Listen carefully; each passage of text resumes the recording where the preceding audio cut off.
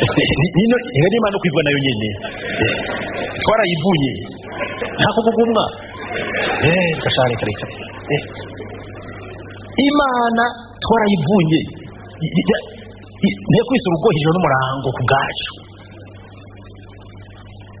nashage sakude ntiyakwise urugohe turi kumwe ati songa tu endelea tu kuita muduri rudia nyumbani sasa hivi kuna mchezo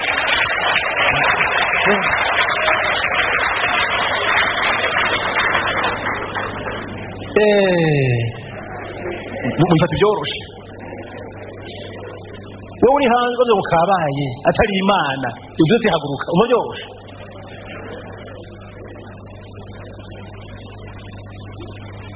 mugiye gucundi mugabo wewe haguruka urumva n'utarakuza cyakumenya babati naka bagize kudeta n'umwirimiza ati bagize kudeta ari hehe bose igihe cyose kimenya n'utarakuza cyakumenya none woca yatari Imana gucira inzira woca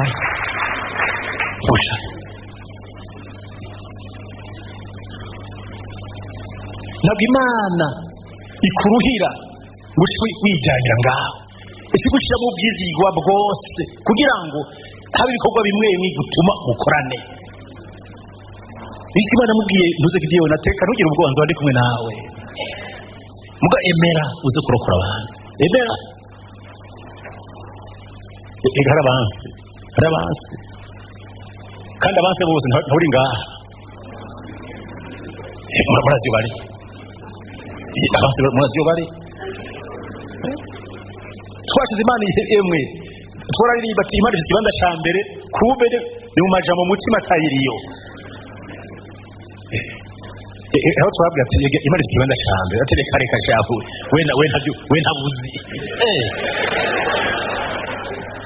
hari abantu basumba Imana rero kubibaza Imana yaturemye twese turibumba mu ntoke zayo umaze kuga Imana ubwo wavyiyemereye wishira ushira mu mategeko y'umugambo kwisi kibanza cya mbere none ngaho urige buse ati siyo uramena nka Dawidi byashikiye ingorane hanyuma mu bihano bitatu ati ibihano bitatu yero cya mbere kwateza inzara amezi 3 inzira kabiri nzobateza ikiza kibamare kigira gatatu nzobateza abansi babirukeko atufitamo kimwe rero ibaze naro kora bazuga ibihano bitatu ubwo turashaka ati ingo bubansi mbisemwo gukorokera amaboko Imana Isarama carigera wowe Imana ijambo ry'Imana tugira ngo ukubaho kwacu no gupfa kwacu biri hehe mu kiganza cy'Imana none urahinduye amateka none ko bose bapfa